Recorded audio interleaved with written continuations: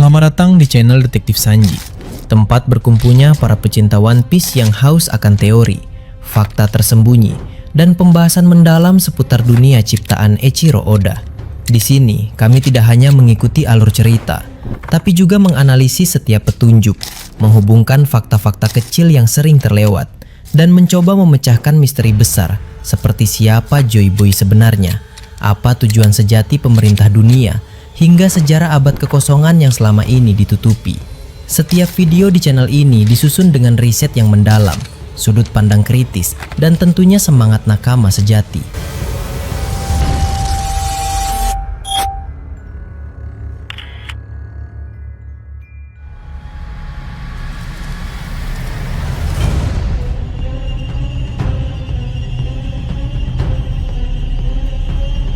Melanjutkan pembahasan sebelumnya, langit di atas Elbaf malam itu tidak lagi terasa seperti langit yang sama.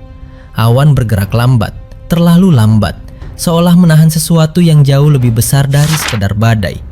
Angin berhembus dingin, membawa firasat buruk yang sulit dijelaskan. Dari dalam perpustakaan burung hantu yang sunyi dan penuh rahasia, dua sosok akhirnya melangkah keluar, Saul dan Robin. Keduanya berhenti di ambang pintu, memandang ke arah luar dengan ekspresi yang sama, tegang, waspada, dan dipenuhi pertanyaan yang belum menemukan jawaban. Beberapa saat sebelumnya, Saul telah menyaksikan sesuatu yang tidak akan pernah bisa dilupakan. Melalui teropong, terlihat jelas sosok yang berdiri jauh di kejauhan. Namun auranya terasa seolah berada tepat di hadapan. Sosok itu bukan sekedar musuh, bukan sekedar ancaman biasa. Tubuhnya diselimuti awan hitam pekat yang berputar tanpa henti, seperti pusaran kegelapan yang hidup. Di antara gulungan awan itu muncul mata-mata asing, terbuka, bergerak, mengawasi segala arah. Jumlahnya tidak bisa dihitung. Setiap mata memancarkan tekanan yang membuat siapapun yang melihatnya merasa kecil, lemah, dan tak berarti. Nama itu akhirnya disebut Im Sama. Namun bukan sekedar Im Sama. Nama lain yang jauh lebih tua, lebih dalam, dan lebih berbahaya perlahan terangkat dari ingatan, Nerona Imu. Nama yang selama ini tersembunyi di balik lembaran sejarah yang nyaris dilupakan. Saul menarik napas panjang, lalu mengingat kembali isi literatur kuno yang pernah dibaca. Sebuah catatan penting yang membahas tentang 20 kerajaan pendiri pemerintah dunia. Di antara mereka, keluarga Nerona disebut sebagai salah satu yang paling berpengaruh. Namun anehnya, bagian yang membahas pemimpin mereka terasa kosong, singkat, seolah sengaja dipotong. Seolah ada sesuatu yang tidak boleh diketahui oleh siapapun. Dan sekarang, potongan sejarah itu berdiri dalam wujud nyata. Robin terdiam lama. Ingatan tentang Ohara perlahan muncul kembali, seperti bayangan yang lama terkubur di dasar pikiran. Profesor Clover, para arkeolog, diskusi tentang sejarah dunia, dan satu nama yang selalu diucapkan dengan nada hati-hati, Nerona Imu. Tidak pernah dijelaskan secara lengkap, tidak pernah dibahas secara terbuka, tapi selalu terasa berbahaya. Ada sesuatu yang salah sejak awal, ucap Robin pelan, suaranya hampir tenggelam oleh angin malam. Catatan tentangnya terlalu sedikit, dan itu bukan kebetulan. Saul mengangguk, karena kebenarannya terlalu besar. Robin kemudian mengingat satu hal lain, poneglyph, batu sejarah yang menyimpan kebenaran yang tidak bisa dihapus. Dalam salah satu catatan itu, pernah disebutkan tentang sosok iblis yang mengalahkan Joy Boy di masa lalu. Selama ini, banyak yang percaya bahwa itu adalah makhluk dari dunia lain, entitas yang melampaui logika manusia. Namun sekarang, semuanya berubah. Sosok itu bukan iblis, sosok itu manusia, atau setidaknya pernah menjadi manusia. Pikiran paling gelap pun mulai terbentuk. Bagaimana jika seseorang dari masa lalu, seorang bangsawan dari keluarga Nerona, melakukan sesuatu yang melampaui batas kemanusiaan? Sebuah ritual terlarang, kontrak dengan kekuatan yang tidak seharusnya disentuh, pengorbanan yang tidak bisa dibayangkan, dan hasilnya adalah makhluk yang kini dikenal sebagai Im Sama. Bukan lagi manusia, bukan sepenuhnya iblis, tapi sesuatu yang berada di antara keduanya, sesuatu yang tidak seharusnya ada. Ketegangan semakin meningkat saat pembicaraan beralih ke satu hal yang jauh lebih mendesak, tujuan dari kedatangan makhluk itu. Tidak butuh waktu lama untuk memahami jawabannya. Luffy. Nama itu muncul tanpa ragu. Pemilik kekuatan Dewa Matahari Nika, simbol kebebasan, harapan terakhir di tengah kegelapan yang semakin luas.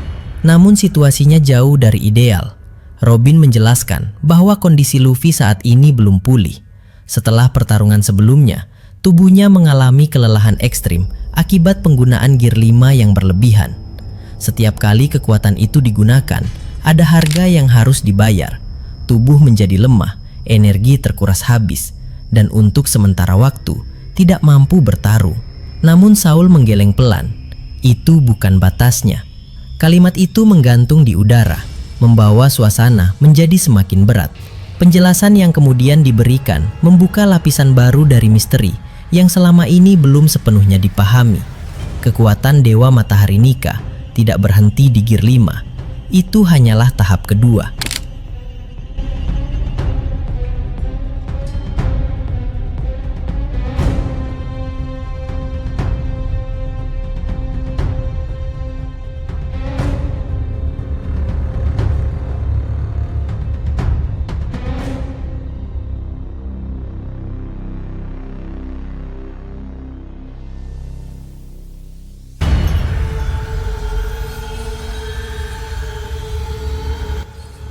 Tahap pertama adalah dasar, tubuh elastis, kekuatan karet yang menjadi fondasi dari segalanya.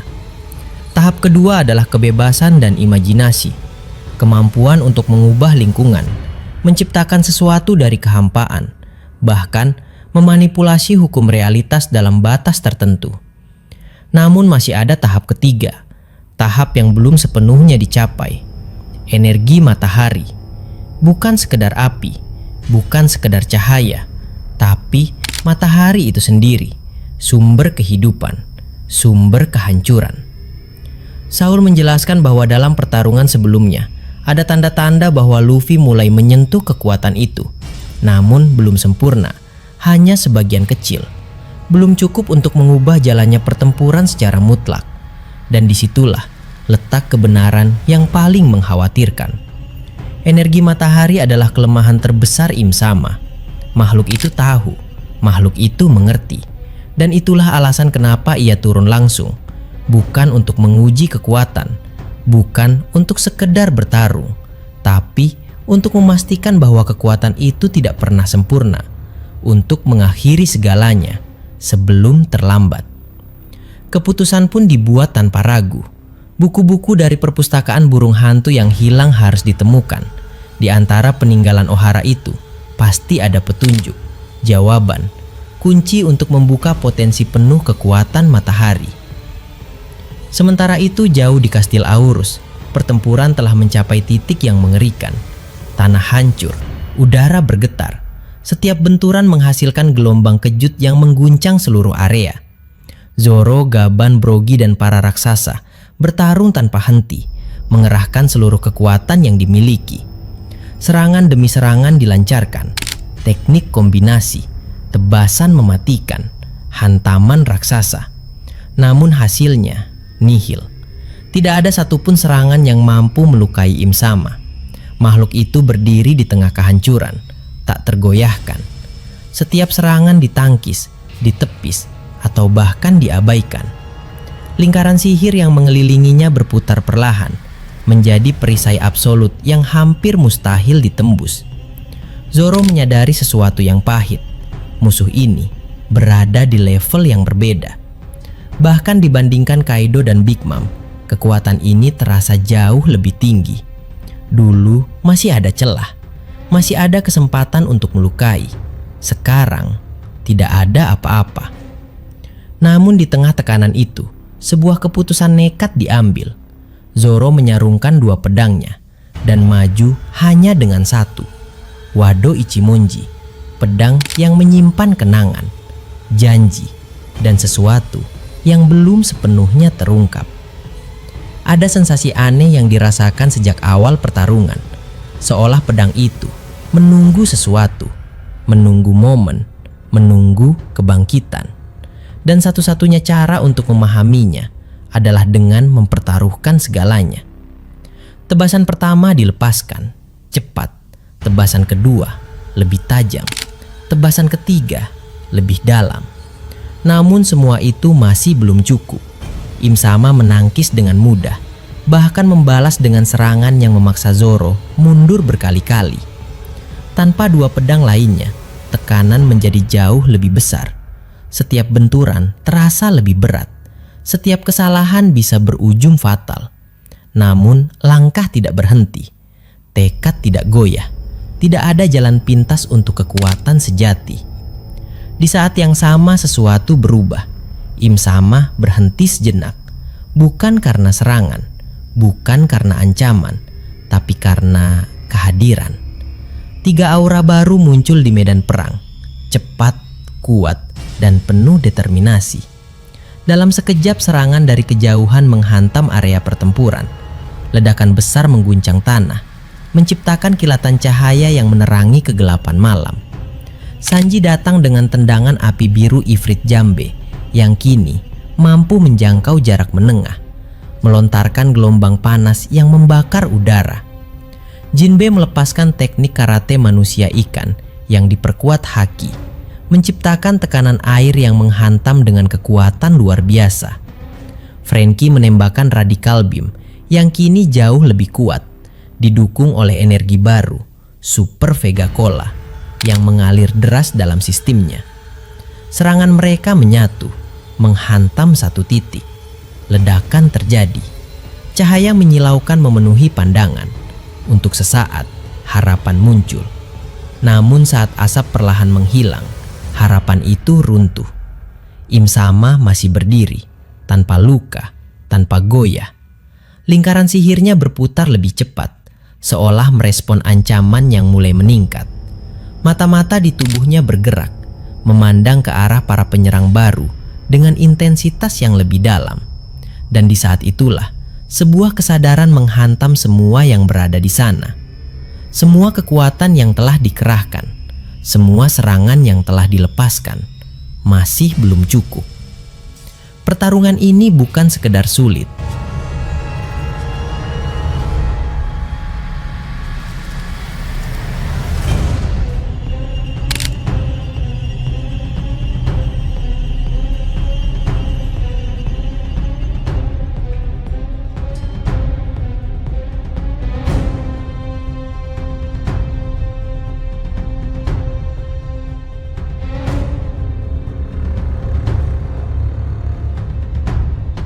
Bukan sekedar berbahaya, tapi sesuatu yang berada di luar batas pemahaman. Dan yang lebih mengerikan lagi, ini baru awal. Im Sama berdiri dalam keheningan yang mencekam. Tatapannya kosong namun penuh makna, seakan menembus batas waktu dan melihat kembali jejak panjang sejarah yang tak pernah benar-benar mati. Dengan suara rendah yang mengandung kejengkelan mendalam, ia mengungkapkan satu hal yang terus berulang dari generasi ke generasi. Kru dan sekutu Joy Boy selalu menjadi sumber kekacauan yang tak terelakkan. Pernyataan itu bukan sekedar keluhan, melainkan pengakuan akan pola yang terus terulang tanpa henti. Di masa lalu, Joy Boy bukan sekedar nama, melainkan simbol awal dari era bajak laut. Sosok pertama yang berani menantang tatanan dunia dengan cara yang belum pernah dilakukan sebelumnya. Sosok itu tidak berjalan sendirian. Di sekelilingnya berkumpul individu-individu dengan kekuatan luar biasa. Mereka yang tidak hanya kuat secara fisik, tetapi juga memiliki tekad yang tak tergoyahkan. Kombinasi itulah yang membuat mereka begitu merepotkan, bahkan bagi entitas setingkat Im Sama. Kini bayangan itu muncul kembali dalam bentuk yang berbeda. Luffy sebagai penerus kehendak Joy Boy telah mengumpulkan kru yang tidak kalah mengerikan. Setiap anggota memiliki keunikan dan kekuatan masing-masing, berkembang dari waktu ke waktu, terus melampaui batas yang sebelumnya dianggap mustahil. Tidak hanya kru, sekutu yang berdiri di sisi mereka juga menjadi ancaman nyata. Para raksasa dari Elbaf yang sejak dahulu dikenal sebagai prajurit terkuat di lautan, kembali terlibat dalam pusaran konflik besar. Di masa lalu, Joy Boy juga memiliki hubungan erat dengan para prajurit Elbaf, menjadikan mereka sebagai kekuatan pendukung yang tak tertandingi. Namun dalam pandangan Im Sama, ada perbedaan mencolok antara masa lalu dan masa kini. Kru dan sekutu Joy Boy terdahulu dinilai jauh lebih matang, lebih kuat, dan lebih siap menghadapi dunia. Sementara generasi sekarang masih berada dalam proses pertumbuhan. Potensi mereka besar, tetapi belum sepenuhnya terbuka. Justru fakta itulah yang membuat situasi semakin berbahaya. Karena ketika potensi tersebut akhirnya mencapai puncak, dampaknya bisa melampaui apa yang pernah terjadi sebelumnya. Di tengah ketegangan yang semakin memuncak, medan pertempuran utama menjadi saksi dari benturan kekuatan yang luar biasa. Zoro berdiri dengan sikap tenang, tubuhnya penuh luka, namun semangatnya tidak sedikit pun goyah. Kedatangan Sanji, Jinbe, dan Franky tidak mengubah ekspresinya, tetapi kehadiran mereka membawa dinamika baru dalam pertempuran tersebut. Dengan nada serius, Zoro menyatakan bahwa lebih baik ketiga sosok itu dilindungi oleh yang lain. Bukan karena meremehkan kemampuan mereka, melainkan karena situasi yang dihadapi membutuhkan fokus penuh. Pertarungan di tempat itu bukan sekedar pertempuran biasa, melainkan ujian untuk melampaui batas yang selama ini membatasi. Sanji merespons dengan nada santai, namun di balik kata-katanya tersimpan keseriusan yang sama. Awalnya niatnya sederhana, melindungi Nami dari bahaya. Namun kondisi yang semakin memburuk memaksanya untuk berpikir lebih luas. Kekalahan di tempat itu bukan hanya soal kehilangan satu pertempuran, tetapi bisa menjadi awal dari kehancuran yang lebih besar. Pandangannya kemudian tertuju pada Zoro, menyadari sesuatu yang tidak biasa. Hanya satu pedang yang digunakan. Hal itu jelas bukan kebiasaan ketika menghadapi musuh kuat. Pertanyaan pun dilontarkan, bukan sekedar rasa penasaran, tetapi sebagai bentuk pengakuan terhadap perubahan yang sedang terjadi. Jawaban Zoro singkat, namun syarat makna. Tidak ada penjelasan panjang, hanya sebuah pernyataan bahwa batas yang selama ini ada sedang dihancurkan. Sebuah tekad untuk melampaui diri sendiri, untuk mencapai tingkat kekuatan yang belum pernah disentuh sebelumnya. Sanji memahami maksud itu tanpa perlu penjelasan lebih lanjut. Dalam diam, muncul kesadaran bahwa jalan yang sama juga harus ditempuh. Melampaui batas bukan lagi pilihan, melainkan keharusan. Pertarungan melawan Im Sama bukan sekedar soal kekuatan fisik, tetapi juga pertarungan melawan keterbatasan diri. Dengan semangat yang semakin membara, mereka bersiap untuk melanjutkan pertarungan yang akan menentukan arah masa depan. Di tempat lain yang jauh dari cahaya, Impel Down kembali menunjukkan wajah aslinya sebagai neraka bagi mereka yang terjebak di dalamnya.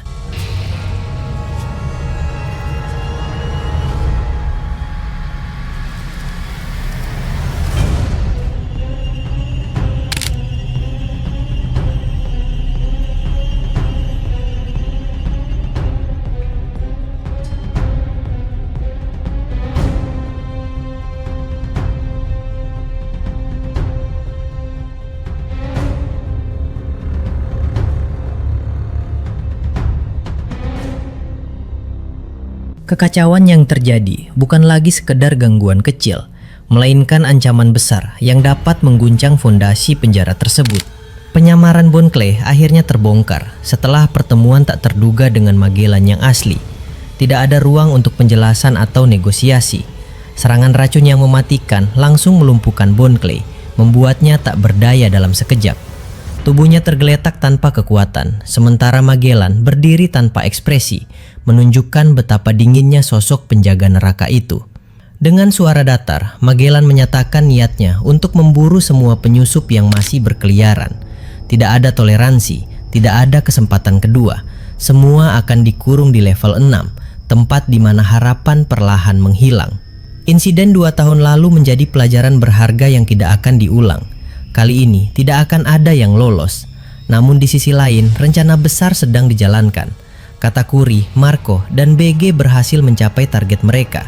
King, Weevil, dan Doflamingo ditemukan dalam kondisi terkurung, tetapi tetap memancarkan aura berbahaya. Satu persatu tawaran diajukan. Kebebasan sebagai imbalan atas kerjasama dalam perang besar yang akan datang. King menerima tanpa banyak pertimbangan, memilih bertempur daripada membusuk dalam kegelapan. Weevil mengikuti dengan motivasi sederhana, keinginan untuk bertemu kembali dengan sosok yang dianggap paling penting dalam hidupnya. Namun situasi berbeda terjadi pada Doflamingo. Tawa yang keluar dari mulutnya bukan sekedar respons, melainkan sinyal bahwa permainan sebenarnya baru saja dimulai. Janji yang diberikan terasa rapuh, penuh dengan kemungkinan pengkhianatan. BG menyadari risiko tersebut, tetapi waktu tidak berpihak. Dalam kondisi seperti itu, pilihan yang tersedia sangat terbatas. Keputusan harus diambil, meskipun konsekuensinya belum sepenuhnya terlihat. Masalah utama segera muncul ketika diketahui bahwa kunci sel berada di tangan Magellan. Tidak ada cara lain untuk membuka sel tanpa menghadapinya secara langsung. Dinding level 6 yang terbuat dari batu laut menjadi penghalang mutlak bagi para pengguna buah iblis. Pertarungan melawan Magellan bukan lagi pilihan, melainkan keharusan. Ketegangan meningkat drastis. Marco menyadari keterbatasan kemampuannya dalam menghadapi racun mematikan. BG menghadapi dilema antara kecepatan dan pertahanan. Katakuri menjadi penyeimbang dengan kemampuan unik yang dimilikinya. Strategi mulai disusun dalam waktu singkat, memanfaatkan setiap kelebihan yang ada untuk menutupi kelemahan masing-masing. Tidak ada jaminan kemenangan, tetapi mundur bukanlah pilihan yang dapat diterima. Di tempat lain, pertempuran besar terus meluas, melibatkan berbagai pihak dengan kepentingan masing-masing. Seorang pemimpin Lunaria terlibat dalam duel sengit melawan kesatria suci dari keluarga Mars. Kekuatan mereka seimbang, menciptakan benturan yang mengguncang area sekitar. Namun ada batasan yang harus dijaga. Api yang menjadi kekuatan utama tidak dapat digunakan secara bebas karena risiko yang ditimbulkan. Lingkungan sekitar menjadi faktor penentu dalam strategi yang digunakan. Hal itu memberikan keuntungan bagi lawan yang tidak memiliki batasan serupa. Kekacauan semakin menjadi ketika pihak ketiga memasuki arena. Giberson bersama Urut dan pasukannya memanfaatkan situasi untuk keuntungan pribadi. Tentara bayaran disebar ke berbagai titik, menciptakan gangguan yang sulit dikendalikan. Tidak ada pihak yang luput dari serangan mereka. Dalam kekacauan tersebut, Uruk bergerak menuju tujuan utamanya. Pertemuan dengan petarung terkuat kerajaan menjadi titik balik yang menentukan. Dua kekuatan besar saling berhadapan, menciptakan atmosfer yang penuh tekanan. Di lautan yang jauh, armada angkatan laut bergerak dengan tujuan yang jelas. Dipimpin oleh Ryokugu, mereka bersiap untuk menyerang wilayah sekutu pasukan revolusi.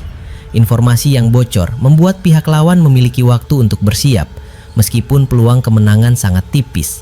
Tujuan utama bukan untuk menang, melainkan bertahan hingga bantuan tiba.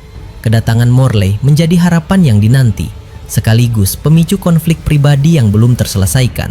Seluruh dunia bergerak menuju satu titik yang sama, konflik besar yang akan menentukan arah sejarah. Setiap keputusan, setiap langkah membawa dampak yang tidak dapat dihindari.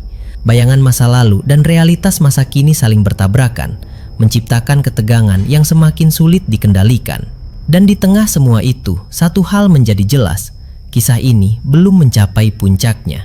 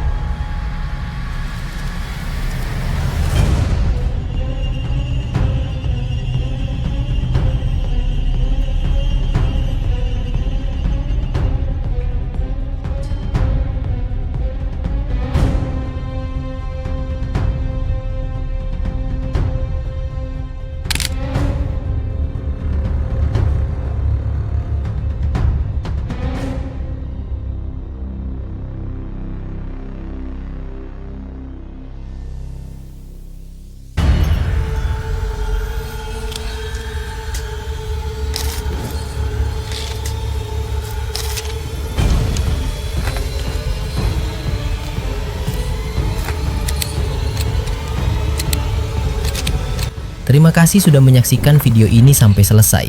Kalau kalian menikmati konten ini, jangan lupa klik tombol like, tinggalkan komentar di bawah, karena semua teori dari kalian juga sangat berarti dan bisa jadi bahan diskusi di video berikutnya. Dan tentu saja klik subscribe, serta aktifkan lonceng notifikasi, supaya kalian tidak ketinggalan update terbaru dari kami. Sampai jumpa di video selanjutnya.